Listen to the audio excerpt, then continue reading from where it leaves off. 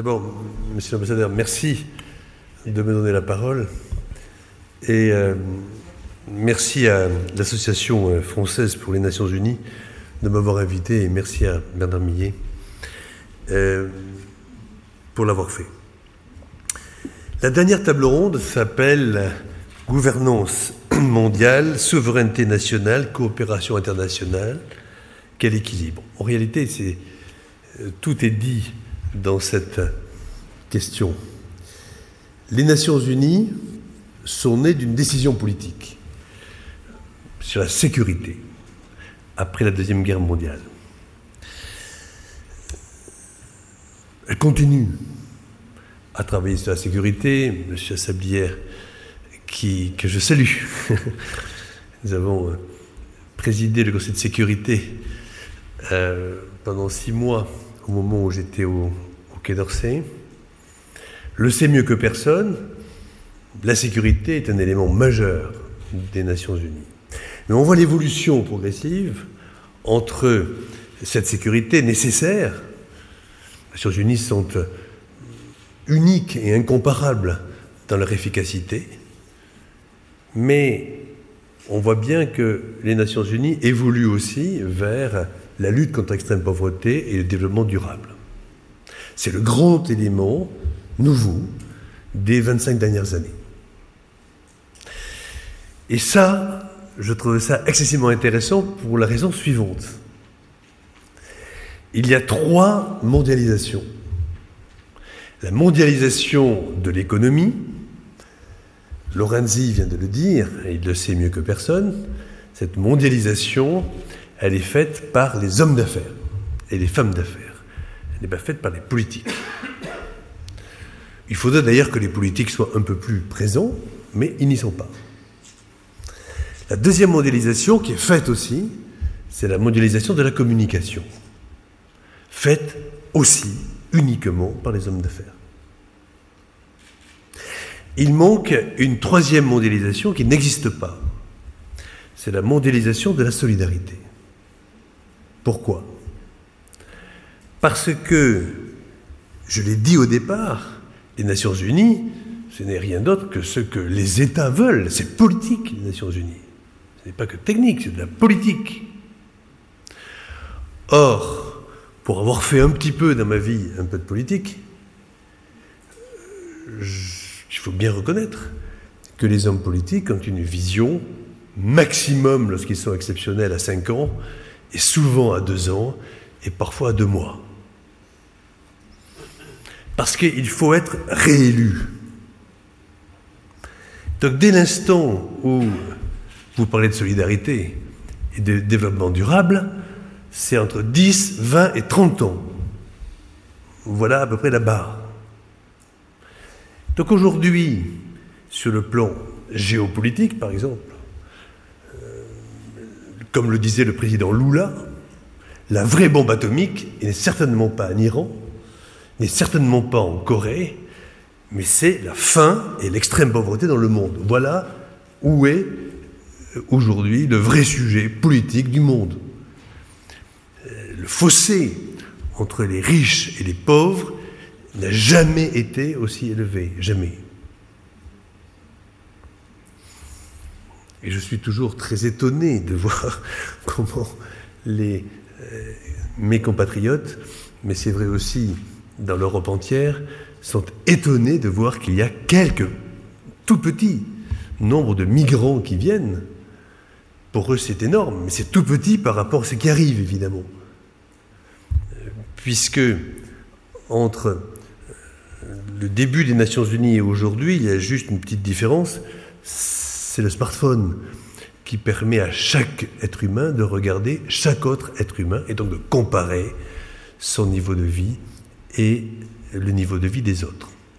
Donc ce sujet-là, il est devant les Nations Unies et je dois dire que les Nations Unies ont inventé, et Kofi Annan en est un des principaux, il a d'ailleurs eu le prix Nobel de la paix en partie pour cela, les objectifs du millénaire.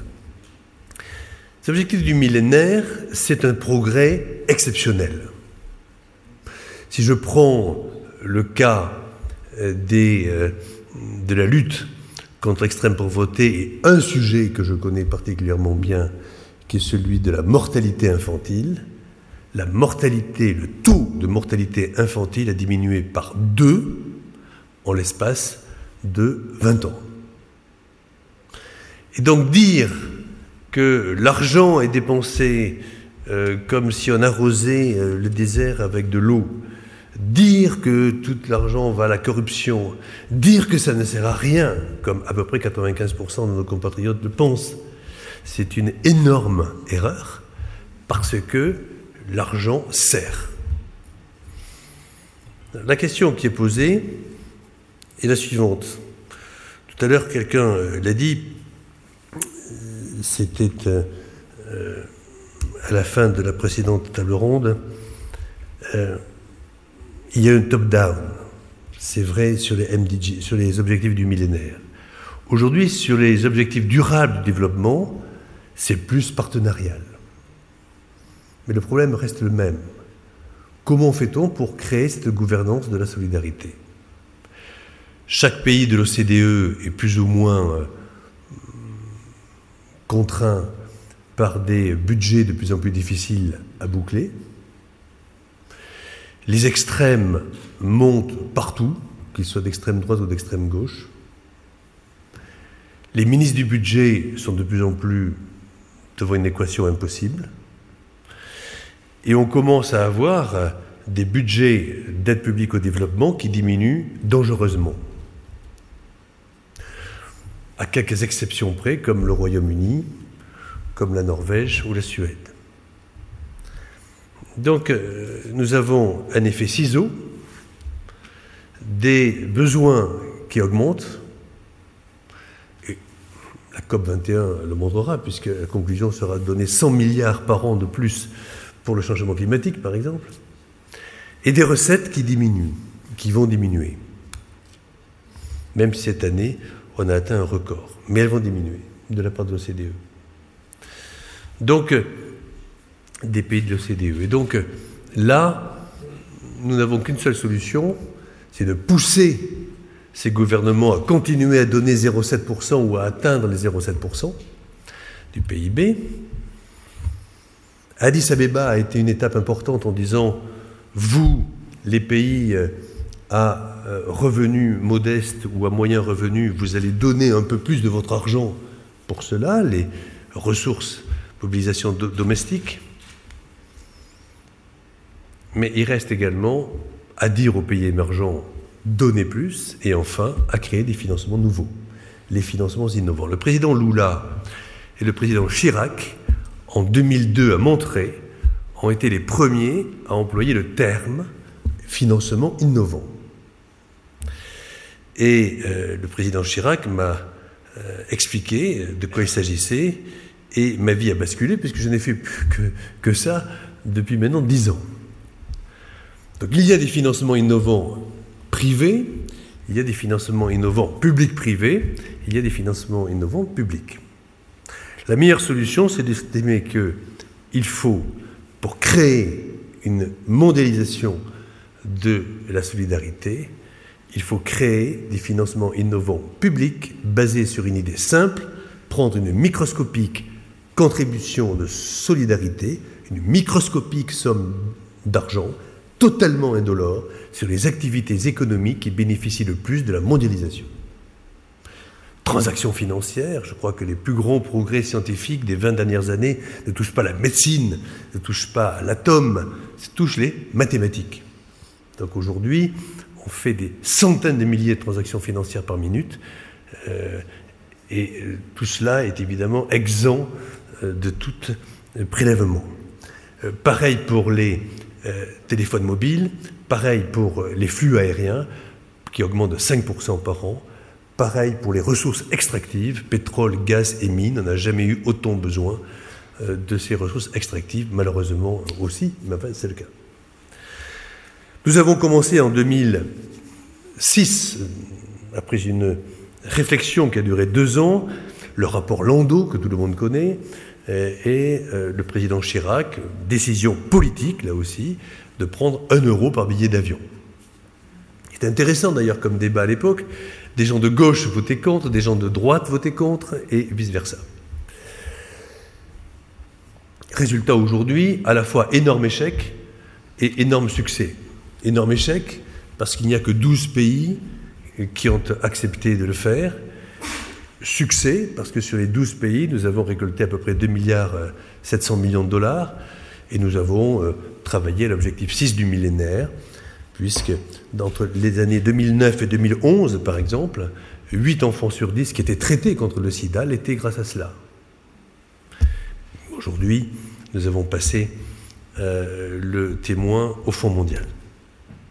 De la même manière, nous avons financé 355 millions de traitements contre le paludisme, ou 7,5 contre la tuberculose chez les enfants. Nous sommes le premier acteur, et c'est ça qui est important, le premier acteur de santé publique dans le monde à travailler sur les marchés. Pourquoi ?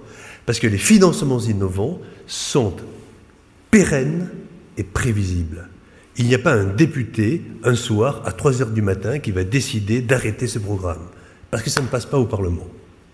C'est une loi qui est régulièrement évaluée, mais qui est évaluée en termes d'efficacité, mais la loi n'est pas remise en cause si le programme est considéré comme efficace. Nous avons donc baissé de 80% le prix des médicaments. Pour les enfants atteints de sida, 60% pour les adultes, etc. Je ne suis pas là pour faire l'apologie d'United, je suis là pour expliquer que des financements innovants peuvent effectivement, concrètement, changer les choses. Nous l'avons prouvé avec United, nous voulons le prouver, nous avons lancé avec le président de la République il y a quelques jours Unit Life, qui est basé sur une petite subvention, là aussi une petite microscopique contribution de solidarité, qui est basée sur le pétrole, le gaz et les mines. Nous avons convaincu 5 chefs d'État africains de donner 10 centimes par baril de pétrole, ou 20 centimes par gramme d'or, ou 1 dollar par livre d'uranium, pour lutter contre la malnutrition. Alors, voilà un exemple, avant de terminer, qui est très intéressant pour les Nations Unies. Lorsque vous regardez quelle est la maladie la plus fréquente dans le monde, quelle est la maladie la moins connue et la moins financée, vous tombez sur la malnutrition chronique. Personne ne sait ce que c'est que la malnutrition chronique. Tout le monde connaît la malnutrition aiguë, l'enfant très maigre, avec un gros ventre, des mouches autour de lui et qui va tomber. Mais personne ne connaît la malnutrition chronique. 32% des enfants dans le monde ont une malnutrition, en Afrique, pardon, ont une malnutrition chronique, et 35% des enfants en Inde ont une malnutrition chronique. C'est-à-dire des milliards de gens à terme. Il suffit de ne pas manger de vitamine B1, de vitamine B6 et d'acides gras essentiels pendant 1000 jours. 9 mois dans le ventre de votre mère et 2 ans. Et avec ça, vous avez 30% de cellules cérébrales détruites.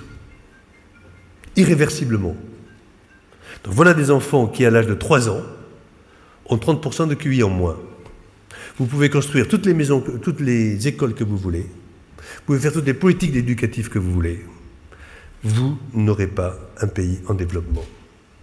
Si vous voulez très vite augmenter votre PIB, il suffit de traiter la malnutrition chronique, qui n'est absolument pas chère comparée au sida, à la tuberculose ou au paludisme, c'est strictement rien.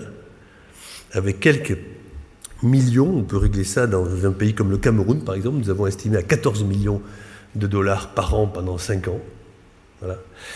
Et vous avez votre PIB qui va augmenter de 30 ou 40%. Donc la question est de savoir l'ONU là-dedans. Et je voudrais juste vous donner mon expérience personnelle. Lorsque nous avons créé United, c'était très compliqué de savoir quel conseil d'administration. Les pays donateurs voulaient être les seuls au départ autour de la table. Et puis nous avons créé quelque chose d'unique. Les pays donateurs, le Royaume-Uni, la France, donc le président de la République française, le Premier ministre britannique, le Premier ministre norvégien, la présidente brésilienne, le président chilien, le Premier ministre espagnol, le Premier ministre de Corée du Sud et le président de l'Union africaine. Ça, c'est la partie publique. Puis ensuite, il y a le privé, Bill et Melinda Gates, via leur fondation. Puis ensuite, nous avons pris l'ONU, l'OMS, puisque nous travaillons dans le cadre de la santé. Puis nous avons pris la société civile, un vote pour la société civile. Et puis nous avons pris les communautés de malades, un vote pour les communautés de malades.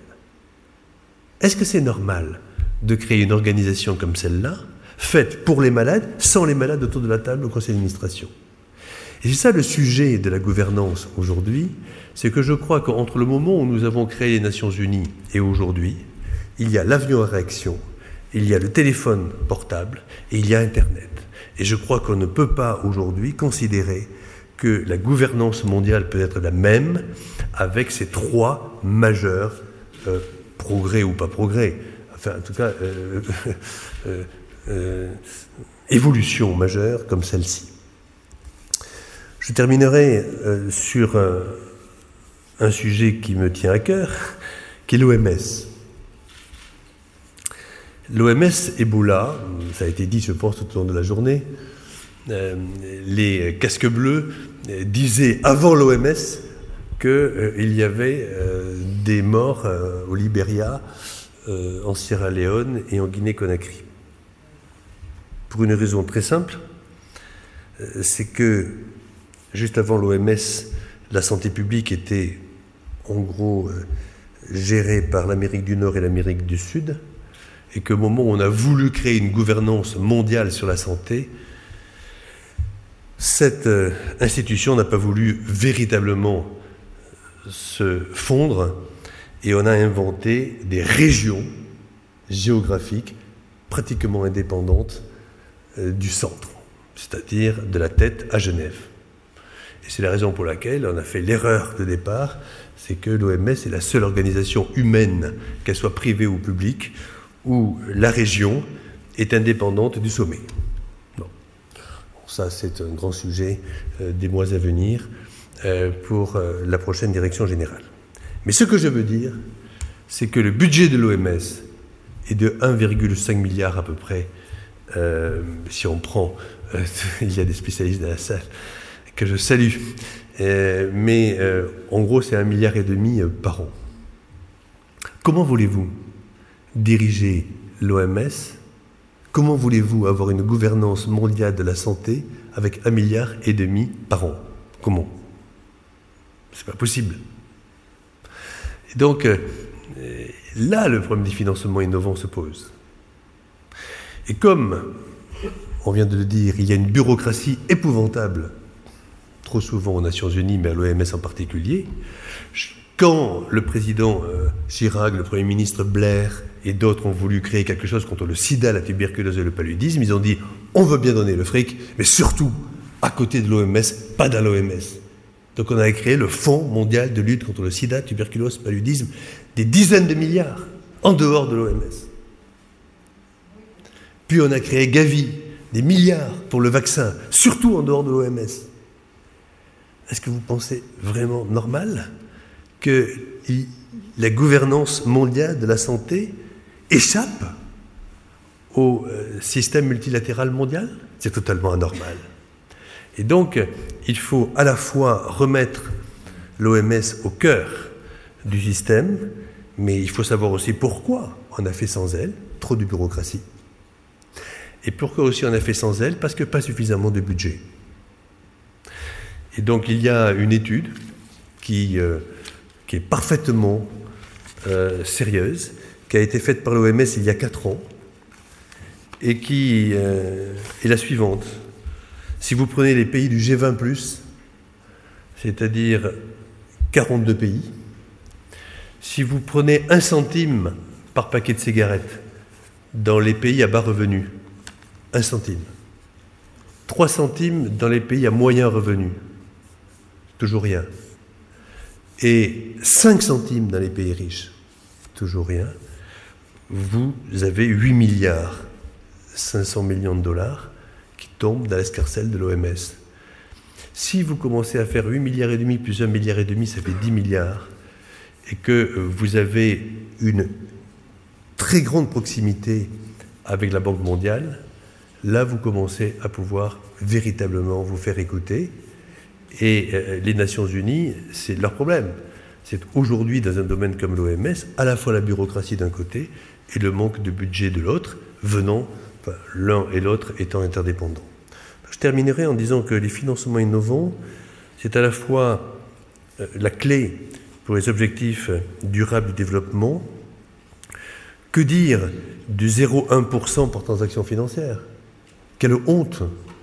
Quelle honte que les pays du monde ne se mettent pas d'accord pour prendre 0,1% sur chaque transaction financière et 0,01% par produit dérivé. Personne ne serait plus pauvre. Personne. Quelque chose qui n'a strictement rien à voir avec l'économie réelle. Tout économiste le dira. Mais les lobbies du monde de la banque sont tels, beaucoup plus forts que le monde politique aujourd'hui, que ça ne se fait pas. Et donc, je pense qu'il faut poser ce genre de questions et faire de la politique. Ce que vient de dire le dernier orateur est extraordinaire. Le secrétaire général des Nations Unies doit avoir un rôle politique excessivement important.